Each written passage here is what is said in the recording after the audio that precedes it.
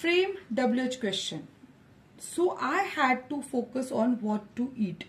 आता इथे आपल्याला काय करायचं, WH क्वेश्चन तयार करायचे. ज्याही मुलांना WH क्वेश्चन म्हणजे काय माहित नाही त्यांच्यासाठी सांगते की WH क्वेश्चन म्हणजे की प्रश्नाची सुरुवात ही WH ने होते. आता WH ने म्हणजे काय, how, whom, what, where, why, which, when या सारख्या प्रश्नार्थक सर्वनामांनी होते, त्यांना WH क्वेश्चन म्हणतात. आता इथे कोणाकोणाला वाटू शकतं की टीचर या सेंटेन्समध्ये व्हॉट टू ईट हा प्रश्न आयताच आलेला आहे, मग हा WH क्वेश्चन आहे का? सॉरी, हा WH क्वेश्चन नाहीये. आपल्याला या वाक्यातनं WH क्वेश्चन तयार करायचा आहे. मग आता याचं उत्तर लिहिताना आपल्याला काय गोष्टींचा विचार करावा लागणार आहे ते सर्वात प्रथम तुम्हाला सांगते.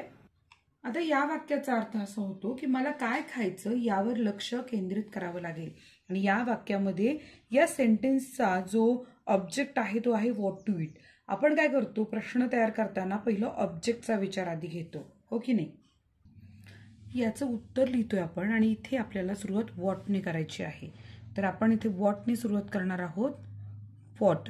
आता जेव्हाही आपण काय करतो, व्हॉटने सुरुवात करतो त्यावेळेला आपल्याला त्याच्या पुढे व्हॉट डिड, कारण हे वाक्य जे आहे भूतकाळात वापरलेलं आहे.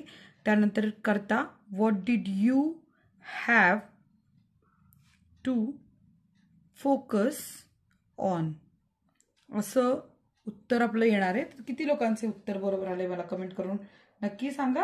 कारण इथे आपल्याला काय म्हणायचंय की तुला नेमकं कशावर लक्ष केंद्रित करावं लागलं, हे आपलं उत्तर आहे.